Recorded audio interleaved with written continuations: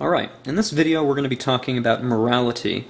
Is morality subjective or is it objective? Is it wrong to murder, officially, absolutely, objectively, or is it subjective? We're going to deal with issues like this, and these are important issues, to be sure. And I've talked about this before, but I think I have some new things to bring to the table, so bear with me. I read a book called After Virtue, and I'd recommend it to you guys out there, but I know most of you probably won't end up reading it, so why don't I just explain what the book proposes and do my best to articulate the argument found in the book.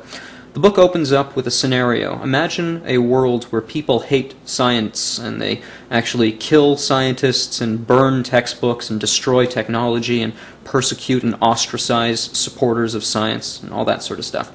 Now imagine many years go by and then there's a renaissance where people attempt to recover science. So what they end up doing is piecing together fragments of burned books or bits and pieces of technology, and they kind of pool it all together and they attempt to recover science. And what they end up doing, perhaps, is they recover much of the language of science. So they'll use words like the scientific method, or they'll use even categories of scientific inquiry like biology or astronomy.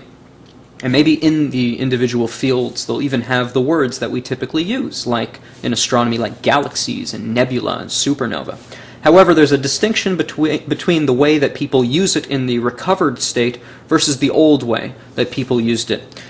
And the distinction is this. The recovered science, when it uses these scientific words, perhaps they don't have the same content as they once did. Perhaps so much information is missing that when someone says supernova, they don't mean the explosion of a star anymore. What they mean is, on page 300 of that broken book or a scrap of paper, there is a diagram of a supernova which seems to have maybe something to do with it's too vague to be very specific about. But that's what the modern science, in this recovered state of science, has come to call the supernova. And it's robbed of its original context in the way it was discovered, and it has none of the information, the content of the original discovery. Only the language remains.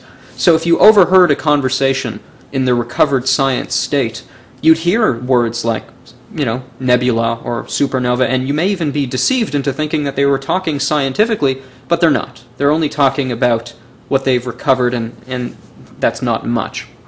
Now, what's the point of all this? The author of the book argues that something like this has happened with morality, that there was once a foundation, a robust understanding of morality, and that was rebelled against during the Enlightenment period. And now people still use the language. They've recovered the language of morality. So they say things like right and wrong, good and evil, but those words don't mean what they once did. And I'm going to explain what the distinction is. Let's take a look at traditional morality versus modern morality and see if we can really make a distinction between the two and maybe see a few problems in the modern system of morality. The Enlightenment Project, as the book After Virtue calls it, is the attempt of the Enlightenment world, the world post-Enlightenment, of trying to justify their moral system. Now, let's look at the traditional view before the Enlightenment, what it looked like. This is the view that Aristotle and Augustine and many of the famous philosophers of the past held to. Alright, so let's take a look at the traditional view of morality. I believe that there's been a moral crisis in our culture which has resulted in moral relativism and moral subjectivity, which leaves us without a true method to judge between what is right and what is wrong. And those who claim to have a standard are actually now seen as bigoted, close-minded, and dangerous to our culture, sort of like the scenario with people rebelling against science. Now here's what I believe happened.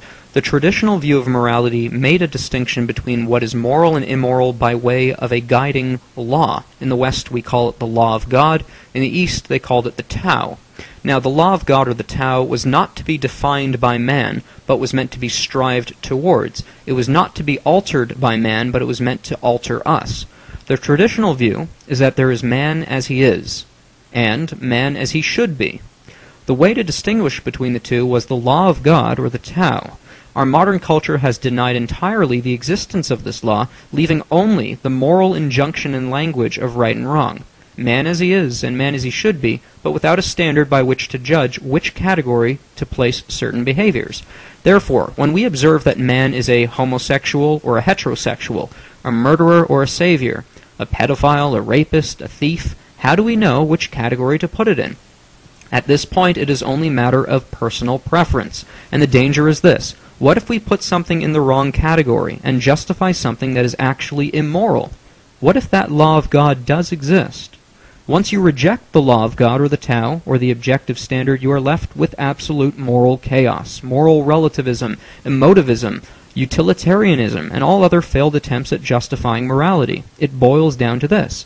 Either man defines what is right for man to do, in which case no man can tell any other man what is right or wrong, or something that is not man defines what is right and wrong for man to do, and will judge man according to that standard. The traditional view predicts that man as he is, by nature, will hate the idea that he could ever be in the wrong, and the traditional view is designed, by definition, to put at odds the way man is versus the way he ought to be. So if this view is correct, we should expect man as he is to reject the Tao, to reject the law of God, as well as the idea that man ought to be any which way. And I suppose that gives some people license in their mind to be any which way they want to be, to define their own morality, to be their own God, which of course is precisely the lie of Satan in the Garden of Eden. That's his shtick. It's to deny what God said.